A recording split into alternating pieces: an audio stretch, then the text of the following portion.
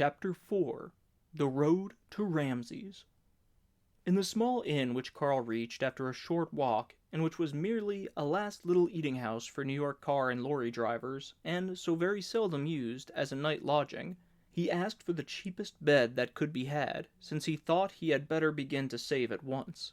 In keeping with his request, the landlord waved him up a stair as if he were a menial, and at the top of the stair a disheveled old hag, peevish at being roused from her sleep, received him almost without listening to him, warning him all the time to tread softly, and conducting him into a room whose door she shut on him, but not before giving him a whispered "Hist."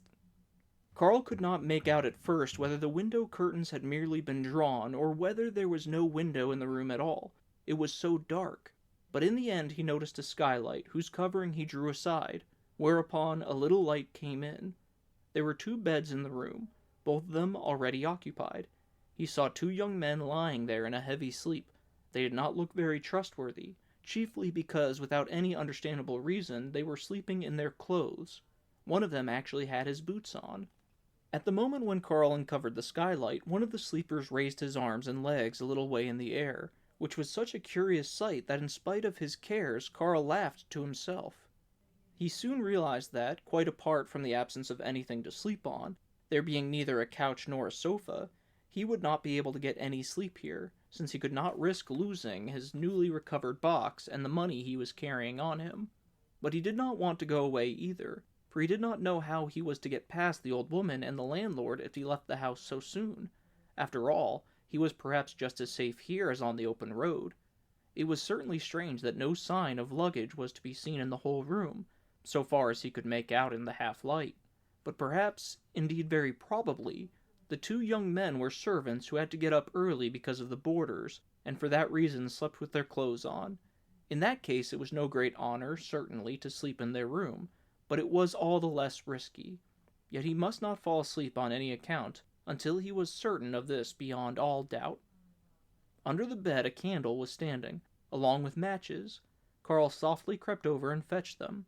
He had no scruples about lighting the candle, for on the landlord's authority the room belonged as much to him as the other 2 men, who besides had already enjoyed half a night's sleep, and being in possession of the beds held an immeasurable advantage over him. However, by moving about as quietly as possible, he naturally took every care not to waken them.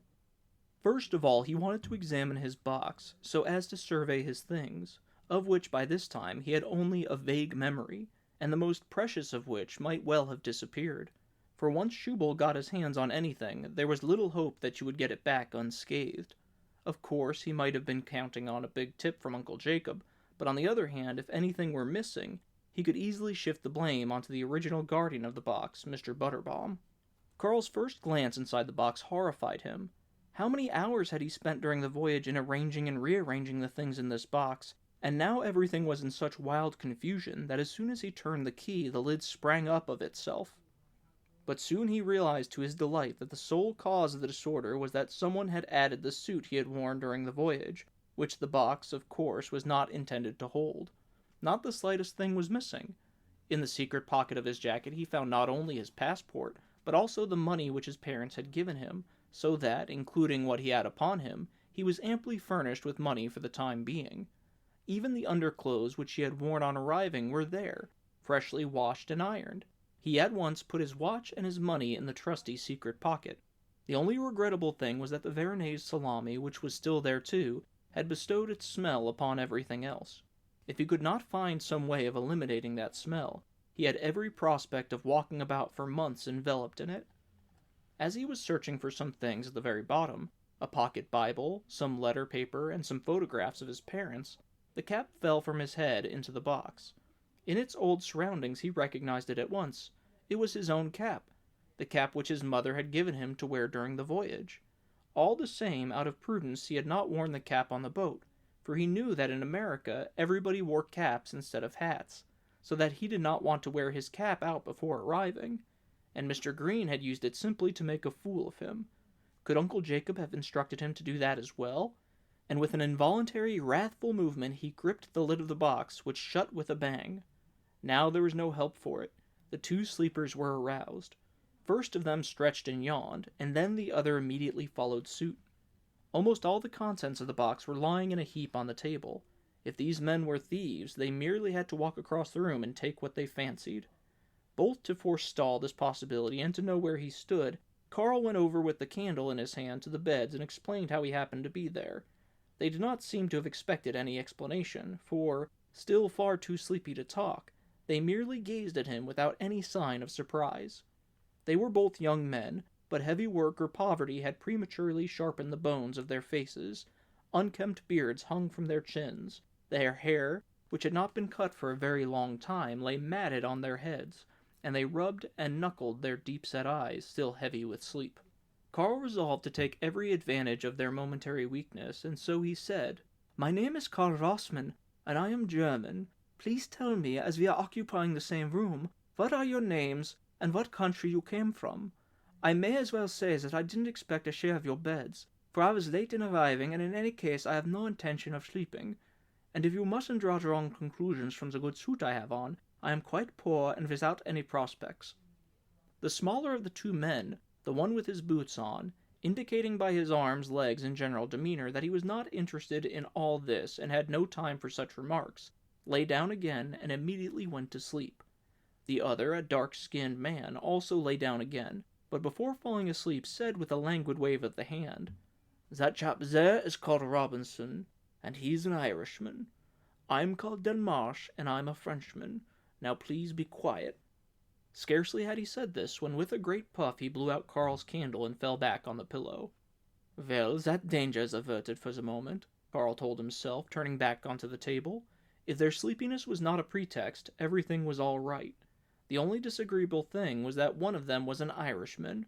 Carl could no longer remember in what book he had once read at home that if you went to America you must be on your guard against the Irish. While he was staying with his uncle, he certainly had had an excellent opportunity to go thoroughly into the question of the Irish danger, but because he believed he was now well provided for to the end of his life, he had completely neglected it.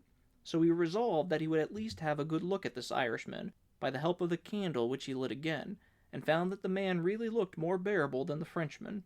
His cheeks had still a trace of roundness, and he smiled in his sleep in a quite friendly way, so far as Carl could make out, standing at a distance on tiptoe. Firmly resolved in spite of everything not to go to sleep, Carl sat down on the only chair in the room, postponed packing his box for the time being, since the whole night still lay before him in which to do it, and turned the leaves of his Bible for a little while, without reading anything. Then he took up a photograph of his parents, in which his small father stood very erect behind his mother, who sat in an easy-chair slightly sunk into herself.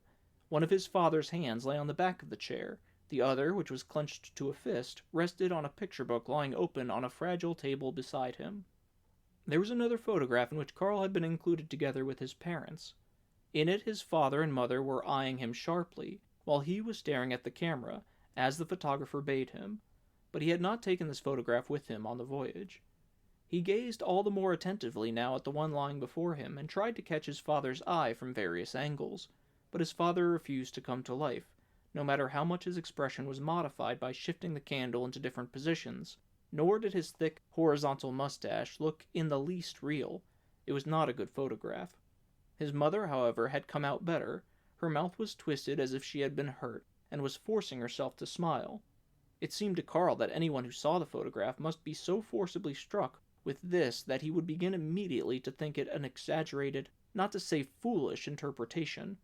How could a photograph convey with such complete certainty the secret feelings of the persons shown in it?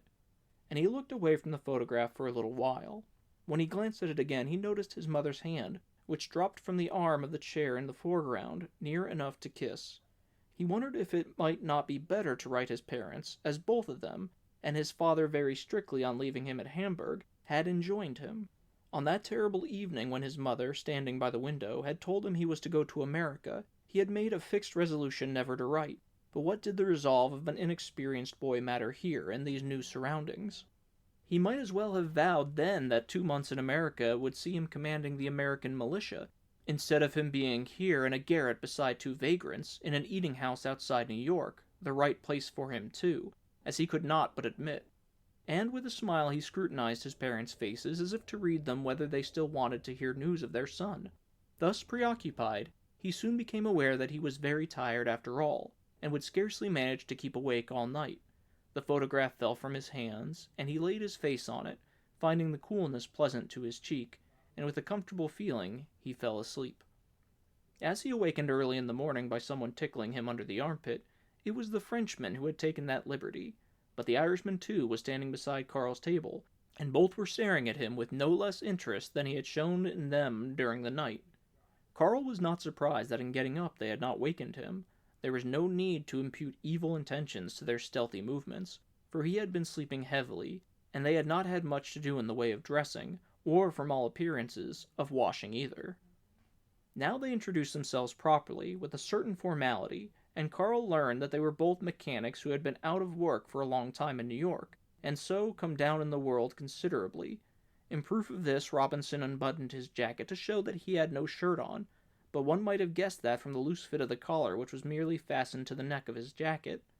They were making their way to the little town of Butterford, 2 days on foot from New York, where it was rumored that work was to be had. They had no objection to Carl's accompanying them, and promised to take turns at carrying his box, and also, if they got work themselves, to find him a job as an apprentice, as an easy matter when work was to be had at all. Carl had scarcely agreed to this when they advised him in a friendly manner to get out of his good suit, which would only be a hindrance to him in looking for a job. In that very house there was an excellent chance to dispose of the suit, for the old woman dealt in old clothes. They helped Carl, who had not yet quite decided what to do about the suit, to take it off, and then they carried it away. Left to himself, Carl, still heavy with sleep, slowly put on his old traveling suit, reproaching himself meanwhile for having sold the good one, which might perhaps hinder him from getting an apprentice's job, but would be a good recommendation in looking for a better situation, and he had just opened the door to call the 2 men back when he met them face to face, furnished with $50 which they had laid on the table as proceeds of the sale, looking at the same time so gleeful that it was difficult to believe they had not raked off a profit for themselves, and a disgustingly big profit too. But there was not time to tell them off about that, for the old woman came in, just as sleepy as she had been the night before, and drove all 3 of them out into the passage with the explanation that the room had to be got ready for new occupants. There was no question of that, needless to say. She did it out of mere malice. Carl, who had started to pack his box, had to look on while she grabbed the things with both hands and flung them into the box with such violence that they might have been wild animals she was determined to master. The 2 mechanics kept dodging round her, tugging at her skirt, clapping her on the back, but if they fancied they were helping Carl at all, they were quite mistaken. When the old woman had shut the box, she thrust the handle into Carl's fingers, shook off the mechanics, and drove all 3 from the room, with the threat that if they did not get out, there would be no coffee for them. Obviously, she had quite forgotten that Carl had not been with the mechanics from the start, for she lumped the 3 of them together.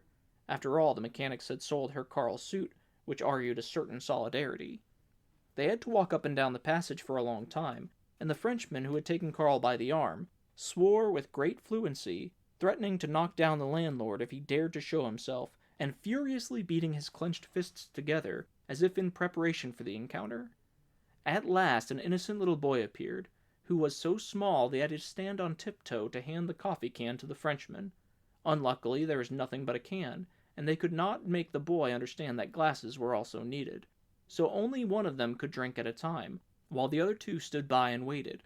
Carl could not bring himself to drink coffee in this way, but he did not want to offend the other 2, and so, when his turn came, though he raised the can to his lips, he drank nothing. As a parting gesture, the Irishman flung the can on the stone flags. Observed by no one, they left the house and stepped out into the thick, yellowish morning mist. They walked on in silence, side by side, at the edge of the road. Carl had to carry his box, since the others were not likely to relieve him unless he asked them. Now and then an automobile shot out of the mist, and all 3 turned their heads to gaze after the large monsters, which were so remarkable to look at and passed so quickly that they never even noticed whether anyone was sitting inside. Later they began to meet columns of vehicles bringing provisions to New York, which streamed past in 5 rows, taking up the whole breadth of the road, and so continuously that no one could have gotten across to the other side. At intervals the road widened into a kind of square, in the middle of which rose a structure like a tower, where a policeman was stationed to supervise everything, directing with a little staff the traffic of the main and of the adjoining side roads, the only supervision the traffic received until it reached the next square, and the next policeman, although meanwhile it was adequately and gratuitously controlled by the silent vigilance of the lorrymen and chauffeurs. Carl was surprised most of all by the general quiet. Had it not been for the bellowing of the careless cattle bound for the slaughterhouse, you would probably have heard nothing but the clatter of hoofs and the whirring of motor vehicles. Of course, the speed at which they went was not always the same. At some of the squares, because of a great rush of traffic from the side roads, large-scale adjustments had to be made, and then whole rows of vehicles came to a standstill, jerking forward by inches, but after that for a little while everything would fly past at lightning speed again, until, as if governed by a single brake, the traffic slowed down once more. And yet no trace of dust rose from the road. All this speeding went on in perfectly limpid air. There were no pedestrians, no market women straggling singly along the road towards the town, as in Carl's country, but every now and then appeared the great flat motor trucks, on which stood some 20 women with baskets on their backs, perhaps market women after all, craning their necks to oversee the traffic in their impatience for a quicker journey. There were also similar trucks on which men lounged about with their hands in their trouser pockets. These trucks all bore different inscriptions, and on one of them Carl read with an ejaculation of surprise, "Dock laborers wanted by the Jacob Dispatch Agency." The truck happened to be going rather slowly, and a lively little stoop-shouldered man standing on the step invited the three wanderers to hop in. Carl dodged behind the mechanics, as if his uncle were on the truck and might catch sight of him. He was glad that his two companions refused the invitation, though. He found some grounds for offense in the scornful way which they did so. They had no business to think they were too good to work for his uncle. He immediately let them know it, though not of course in so many words. Delmarsh turned on him and told him not to interfere in things which he did not understand. This way of talking on men was a scandalous fraud, and the firm of Jacob was notorious throughout the whole United States. Carl made no reply, but from that moment kept close to the Irishman and begged him to carry the box for a little while, which he actually did, after Carl had asked him several times. But he kept grumbling about the weight of the box, until it turned out that all he wanted was to relieve it of the Veronese salami, which it seemed to taken a fancy to before he left the inn. Carl had to unpack it, but the Frenchman grabbed it, and, with a knife somewhat like a dagger, sliced it up and ate almost the whole of it himself. Robinson only got a piece now and then, and Carl, who had been forced to carry the box again, seeing that he did not want to leave it standing on the road, got nothing at all, as if he had his share beforehand. It seemed too silly to beg for a piece, but he began to feel bitter. The mist had already vanished. In the distance gleamed a high mountain which receded in wave-like ridges towards a still more distant summit, veiled in a sunlit haze. By the side of the road were badly tilled fields, clustered round big factories, which rose up blackened with smoke in the open country. Isolated blocks of tenements were set down at random, and their countless windows quivered with manifold movements and light, while on all the flimsy little balconies women and children were busy in numberless ways, half concealed and half revealed by washing of all kinds, hung up and spread out to dry, which fluttered around them in the morning wind, and billowed mightily. If one's eyes strayed from the houses, one saw larks high in the heavens, and lower down the swallows darting not very far above the heads of the wayfarers. There was much that reminded Carl of his home, and he could not decide whether he was doing well in leaving New York and going into the interior. New York had the sea, which meant the opportunity to return at any moment to his home country, and so he came to a standstill and said to his two companions that he felt like going back to New York after all, and when Delmarsh simply made as if to drive him on, he refused to be driven and protested that it was his business to decide for himself. The Irishman had to intervene and explain that Butterford was a much finer place than New York, and both had to coax him insistently for a while before he would go on again. And even then he would not have consented had he not told himself that it would probably be better for him to reach a place where it would not be so easy to think of returning home. He would certainly work and push his fortune all the better there, if he were not hindered by idle thoughts of home. And now it was he who led the two others, and they were delighted by his enthusiasm that, without even being asked, they carried the box in turn, and Carl simply could not make out in what way he had caused them such happiness. They now came to rising country, and when they stopped here and there, they could see, on looking back, the panorama of New York and its harbor, extending more and more spaciously below them. The bridge connecting New York with Brooklyn hung delicately over the East River, and if one half shut one's eyes, it seemed to tremble. It appeared to be quite bare of traffic, and beneath it stretched a smooth, empty tongue of water. Both the huge cities seemed to stand there empty and purposeless. As for the houses, it was scarcely possible to distinguish the large ones from the small. In the invisible depths, the street life probably went on after its own fashion, but above them nothing was discernible save a light fume, which, though it never moved, seemed the easiest thing in the world to dispel.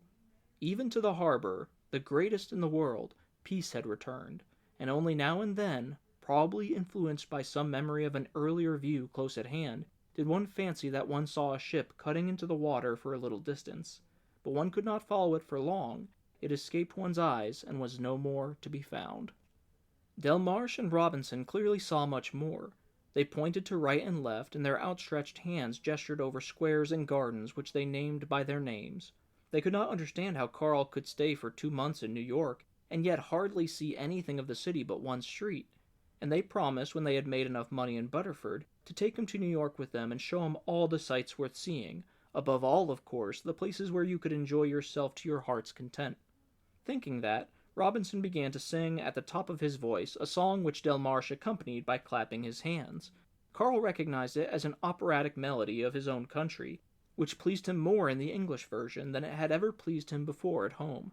So there followed a little open-air concert, in which all took part, though the city at their feet, which was supposed to enjoy the melody so much, remained apparently indifferent. Once Carl asked where Jacob's dispatch agency lay, and Delmarsh and Robinson at once stabbed the air with their forefingers, indicating perhaps the same point, and perhaps points miles asunder. When they went on again, Carl asked how soon they would be able to return to New York if they got good jobs. Delmarsh said they could easily do it in a month, for there was a scarcity of labor in Butterford and wages were high. Of course, they would put their money into a common fund so that the chance differences in their earnings might be equalized as among friends. The common fund did not appeal to Carl, although as an apprentice he would naturally earn less than a skilled worker. In any case, Robinson went on. If there was no work in Butterford, they would of course have to wander further and either get jobs as workers on the land, or perhaps try panning for gold in California, which, to judge from Robinson's circumstantial tales, was the plan that appealed to him most. "But why did you turn mechanic if you want to go looking for gold?" Who was reluctant to admit the necessity for more distant and uncertain journeys. "Why, a mechanic?" said Robinson. "Certainly not to let my mother's son die of hunger. There's big money in the gold fields." "Was at one time," said Delmarsh.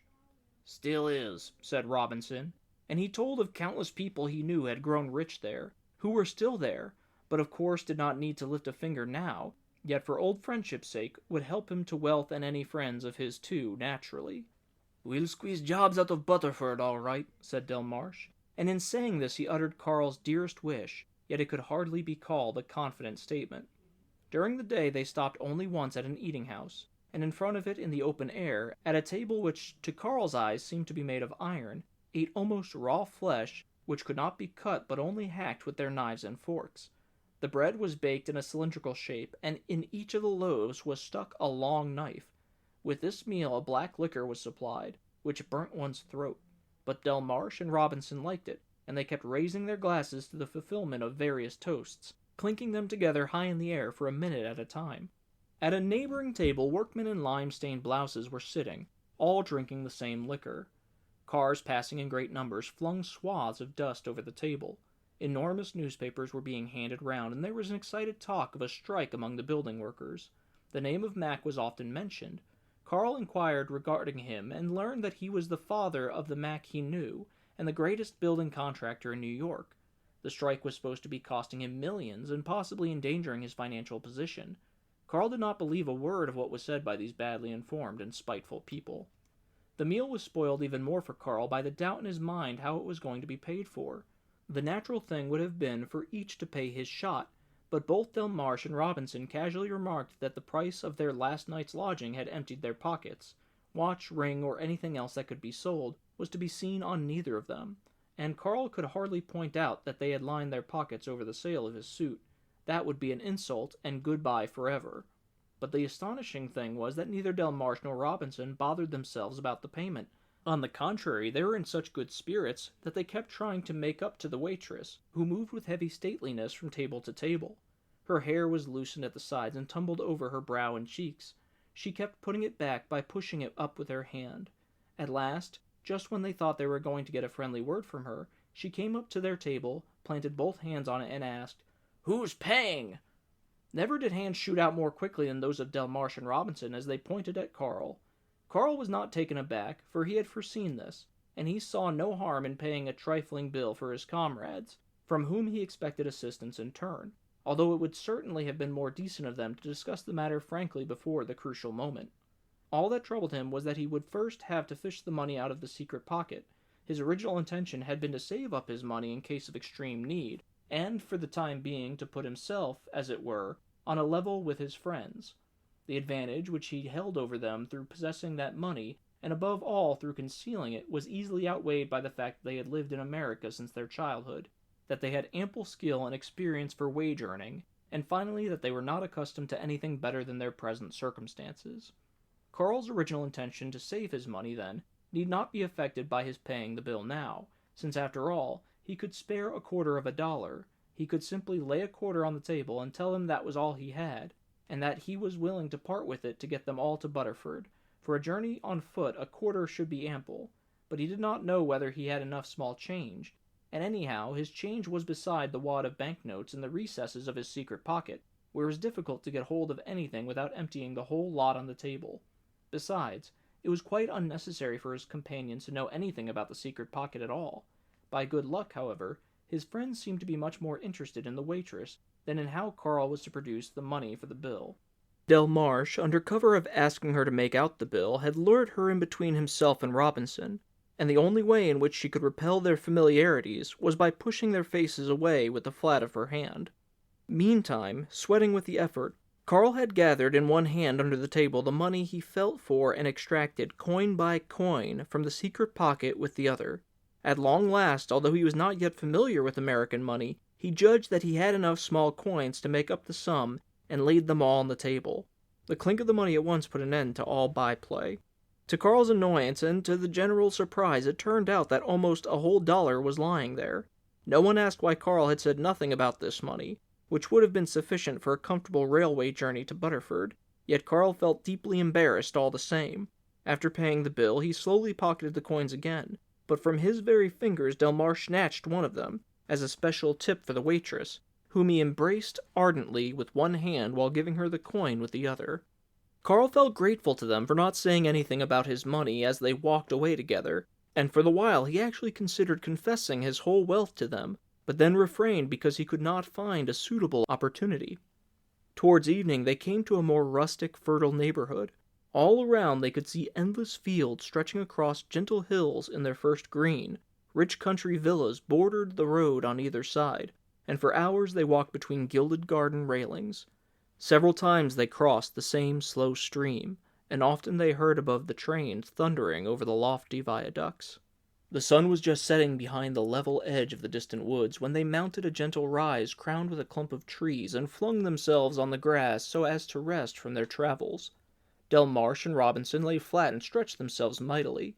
Carl sat up and gazed at the road a few yards below, on which motor cars flew lightly past one another as they had done the whole day, as if a certain number of them were always being dispatched from some distant place, and the same number were being awaited in another place equally distant. During the whole day since the early morning, Carl had seen not a single car stopping, not a single passenger getting out. Robinson proposed that they should spend the night here, since they were all very tired and would be able to start all the earlier in the morning. Besides, they would scarcely find a cheaper and more suitable place to spend the night before complete darkness fell. Delmarsh was of the same mind, but Carl felt obliged to remark that he had enough money to pay for a night's lodgings for them all in some hotel. Delmarsh replied that they might still need the money, better to save it for the present. He made no concealment of the fact that they were counting on Carl's money. As his first proposal had been accepted, Robinson went on to suggest that before going to sleep they should have a good meal to strengthen them for the morning, and that one of them should fetch food for all three of them from the hotel close by on the main road, which bore the lighted sign, Hotel Occidental.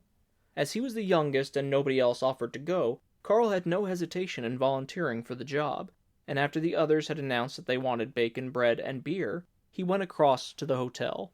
It seemed that they must be near a big town, for the very first room of the hotel that Carl entered was filled with a noisy crowd, and at the buffet which ran along the whole length and two sides of the room, a host of waiters with white aprons kept rushing about, yet could not satisfy their impatient customers. For loud cursing and the pounding of fists on tables sounded unceasingly from all quarters. No one paid any attention to Carl. In the body of the saloon itself there was no service. The customers, crowded at tiny tables scarcely big enough for 3 people, had to fetch everything they wanted from the buffet. On each table stood a big bottle of oil, vinegar, or something of the kind, and all the food that was brought from the buffet was liberally dosed from the bottle before being eaten. If Carl was to reach the buffet at all, where his real difficulties would probably begin because of the huge crowd standing at it, he would have to squeeze his way between the countless tables, and this, of course, in spite of every care, could not be done without rudely disturbing the customers, who, however, accepted every inconvenience apathetically. Even when Carl cannoned violently into a table, through no fault of his own, certainly, and almost knocked it over, he apologized, but obviously without being understood, nor could he for his part make out any of the remarks which were shouted at him. At the buffet he found with difficulty a few inches of free space, where his view was obscured for a long time by the elbows of men standing on either side of him. It seemed a universal custom here to plant your elbow on the counter and rest your head on your hand. Carl could not help remembering how his Latin teacher, Dr. Crumple, had hated that posture, and how he would steal up silently and unexpectedly and knock your elbow off the desk with a playful rap of a ruler which suddenly appeared from nowhere. Carl was squeezed close against the counter, for scarcely had he reached it when a table was set up behind him, and a wide hat kept brushing against his back whenever the customer sitting there leaned backwards a little in talking. Also, there seemed to be little hope of his getting anything out of the waiters, even after his 2 unmannerly neighbors had gone away satisfied. Once or twice Carl snatched at a waiter's apron across the counter, but the waiter always tore himself away with a grimace. Not one of them would stop. They did nothing but rush to and fro. If there had even been anything suitable to eat near at hand, Carl would have grabbed it, inquired what the price was, laid down the money, and taken himself off with relief. But in front of him there were only dishes of fish which looked like herring, with dark scales gleaming golden at the edges. They might be very dear, and would probably sate nobody's hunger. There were also small casks of rum within reach, but he did not want to bring his friends rum. As it was, whenever they had the chance, they seemed to drink only concentrated alcohol, and he had no wish to encourage them in that. So nothing remained for Carl but to find another point of vantage and start all over again. But by now the hour had considerably advanced. The clock at the other end of the room, whose hands could still just be discerned through the smoke if one looked very intently, showed that it was after 9. Yet the rest of the counter was even more crowded than the first place he had found, which was in a retired corner. Also the room was filling up more and more as the evening went on. New customers kept pushing through the main door with loud halloos. At several places customers had automatically cleared the counter and seated themselves upon it, and were drinking to one another. That was the best position of all. You could overlook the whole room. Carl still pressed forward, but any real hope of achieving anything had vanished. He blamed himself for having volunteered to run this errand without knowing anything of the local conditions. His friends would swear at him with perfect right, and might perhaps even think that he had brought nothing back simply in order to save his money. He had now reached a part of the room where hot meat dishes and fine yellow potatoes were being devoured at all the tables. It was incomprehensible to him how the customers had got hold of them. Then, a few steps in front of him, he saw an elderly woman who had clearly belonged to the hotel staff and was talking and laughing with a customer. As she talked, she kept poking at her hair with a hairpin. Carl at once decided to confide his wants to this woman, mainly because as the only woman in the room she stood out as an exception in the general hubbub, and also for the simple reason that she was the only hotel employee he could get a hold of. That is to say, if she did not rush away on her own business at the first word he addressed to her. But quite the opposite happened. Carl had not even spoken to her. He had only dodged round her for a little while, when, as often happens in the middle of a conversation, she looked aside and caught sight of him and, interrupting what she was saying, asked him kindly and in English as clear as the grammar book if he wanted anything. "Yes, indeed," said Carl. "I can get a single thing anywhere in this place." "Then come with me, my boy," she said, and she said goodbye to her acquaintance, who raised his hat, which in this room seemed an incredible mark of politeness.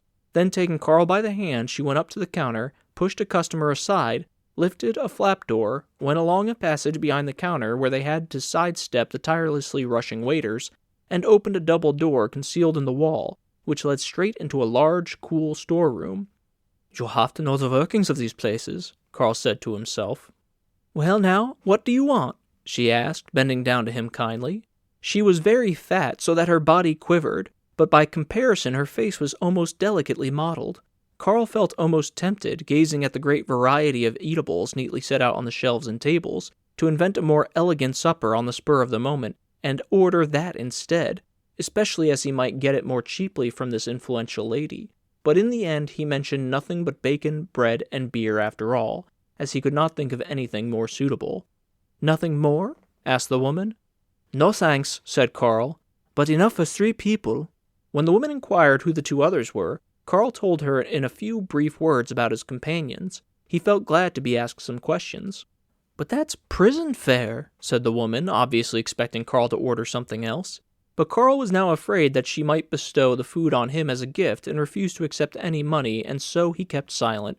"That won't take long to get ready," said the woman, and she walked over to a table with an agility wonderful in one so fat, cut with a long, thin, saw-edged knife a great piece of bacon richly streaked with lean, took a loaf from a shelf, lifted 3 bottles of beer from the floor, and put them all in a light straw basket, which she handed to Carl. As she was doing this, she explained to him that she had brought him here because the food in the buffet, though it was quickly replenished, always lost its freshness in the smoke and all the steam. Still, for the people out there, anything was good enough. This struck Carl quite dumb, for he could not see how he had earned such special treatment. He thought of his companions who, in spite of all their American experience, would probably never have reached this storeroom, but would have had to be content with all the stale food in the buffet. No sound from the saloon could be heard here.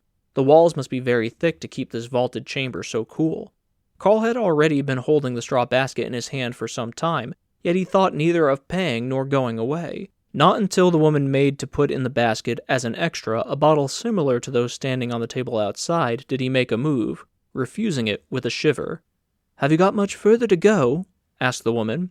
"To Butterford," replied Carl. "That's still a long way still," said the woman. "Another day's journey," said Carl. "Isn't it more than that?" asked the woman. "Oh, no," said Carl. The woman rearranged some of the things on the tables. A waiter came in, looked round interrogatively, and was directed by her to a huge platter, on which lay a large heap of sardines lightly strewn with parsley, which he then bore in his raised hands into the saloon. "Why should you spend the night in the open air?" asked the woman. "We have room enough here. Come and sleep here with us in the hotel." The thought was very tempting to Carl, particularly as he had slept so badly the previous night. "I have my luggage out there," he said, hesitatingly and not without a certain pride. "Then just bring it here," said the woman. "That's no hindrance." "But what about my friends?" said Carl, realizing at once that they were certainly a hindrance. "They can spend the night here too, of course," said the woman. "Do come, don't be so difficult." "My friends are first-rate comrades," said Carl, "but they're not exactly clean." "Haven't you seen the dirt in the saloon?" asked the woman with a grimace. "We can take in the hardest cases. All right, I'll have 3 beds ready at once. Only in an attic, I'm afraid, for the hotel is full. I've had to move into an attic myself, but at any rate, it's better than sleeping out." "I can't bring my friends here," said Carl. He pictured to himself the row the 2 of them would make in the passages of this fine hotel.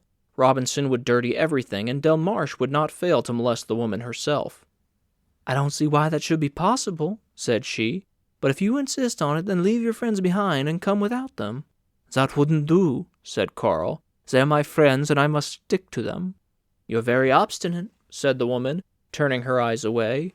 "When people mean well by you and try to do you a good turn, you do your best to hinder them."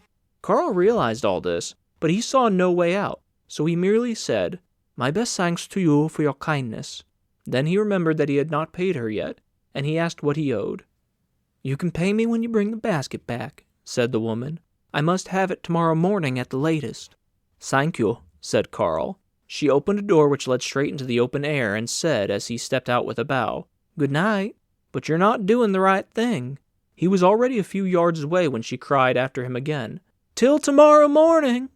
Hardly was he outside when he heard again the undiminished roar of the saloon, which was now mingled with the blare of wind instruments. He was glad that he had not to go out through the saloon. All 5 floors of the hotel were now illuminated and made the road in front of it bright from one side to the other.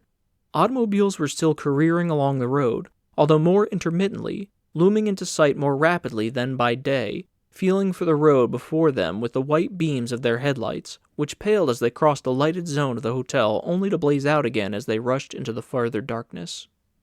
Carl found his friends sleeping soundly, but then he had been far too long away. He was just preparing to set out temptingly on paper the food which he had brought, making all ready before waking his companions, when to his horror he saw his box, which he had left securely locked and whose key he had in his pockets, standing wide open and half its contents scattered about on the grass.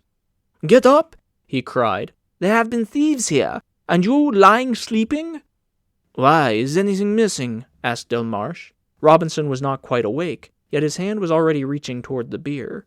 "I don't know," cried Carl, "but the box is open. It was very careless of you to sleep and leave the box here at anybody's mercy." Delmarche and Robinson laughed, and Delmarche said, "Then you better not stay away so long next time. It's only a step or two to the hotel, and yet you take 3 hours to go there and come back again. We were hungry. We thought that you might have something to eat in your box, so we just tickled the lock until it opened. But there was nothing in it after all, and your stuff can easily go back again." "I see," said Carl, staring at the quickly emptying basket and listening to the curious noise which Robinson made in drinking, for the beer seemed first to plunge right down into his throat and gurgle up again with a sort of whistle before finally pouring its flood into the deep. "Have you had enough now?" he asked when the two of them paused to take a breath for a moment. "Why didn't you have your supper in the hotel?" asked Delmarche, who thought that Carl was putting in a claim for his share. "If you want any more, then hurry up," said Carl, going over to his box. "He seems to be in a huff," said Delmarche to Robinson. "I am not in a huff," said Carl. "But do you think it's right to break open my box and fling out my things while I am away? I know that one must put up with a lot from friends, and I've been prepared to do that, but this is too much.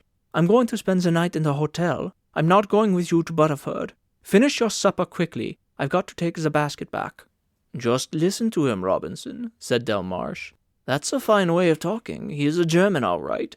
You did warn me against him at the beginning. But I'm a kind-hearted fool, and so I let him come with us all the same.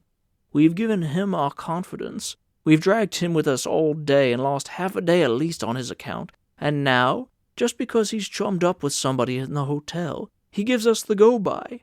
Simply gives us the go-by. But because he's a lying German, he doesn't do it frankly, but makes his box a pretext. And being an ill-mannered German, he can't leave it to us without insulting our honor and calling us thieves, just because we had a little fun with his box." Carl, who was packing his things, said without turning around, "The more you say, the easier you make it for me to leave you. I know quite well what friendship is.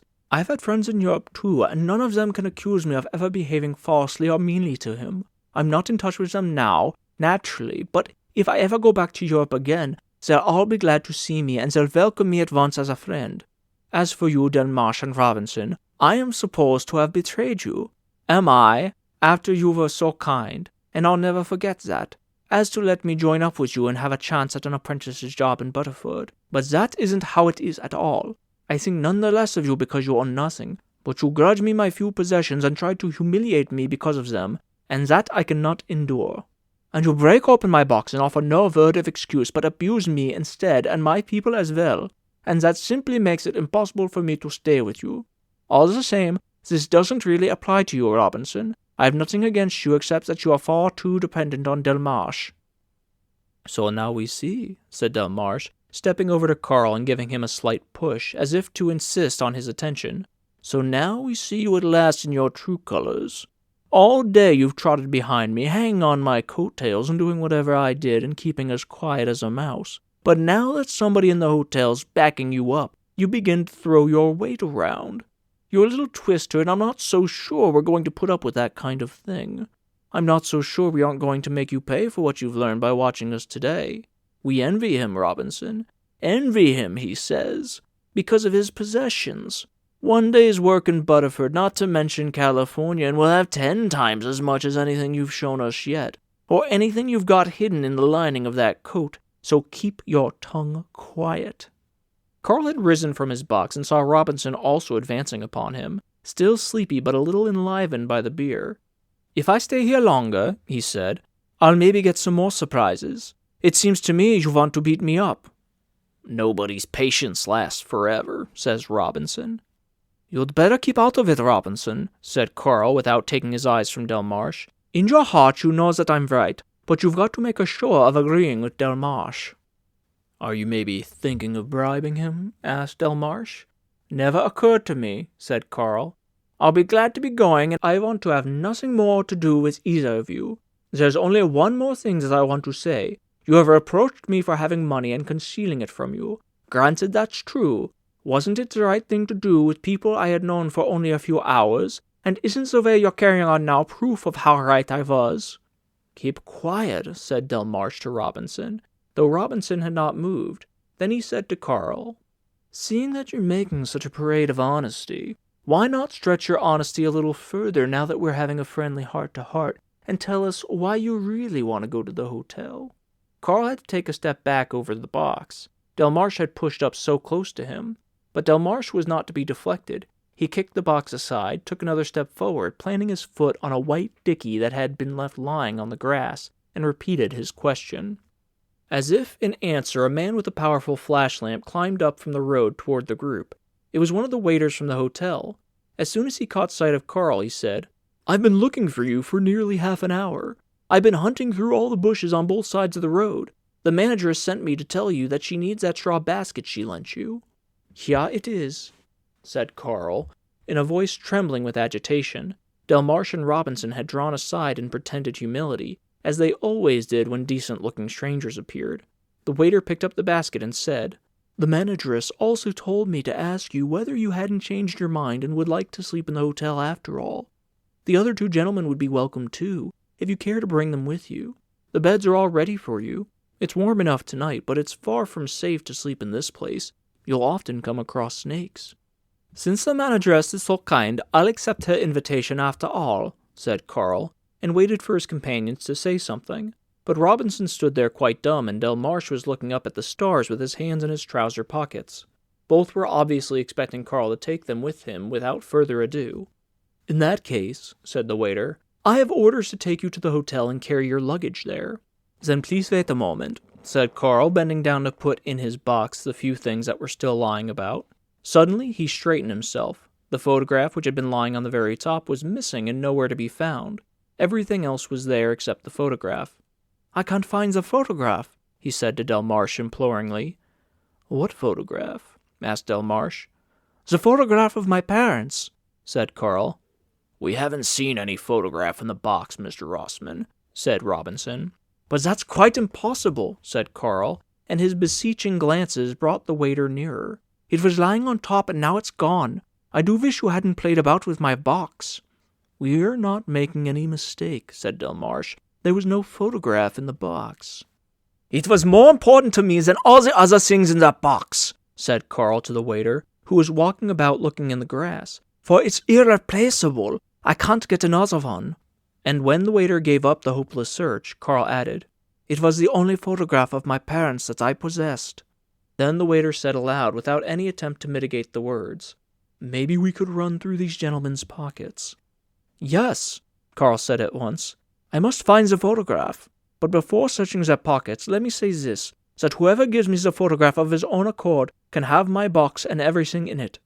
After a moment of general silence, Carl said to the waiter, It seems my friends prefer to have their pockets searched, but even now I promise the box and everything in it to anyone whose pockets a photograph is found. More I can't do.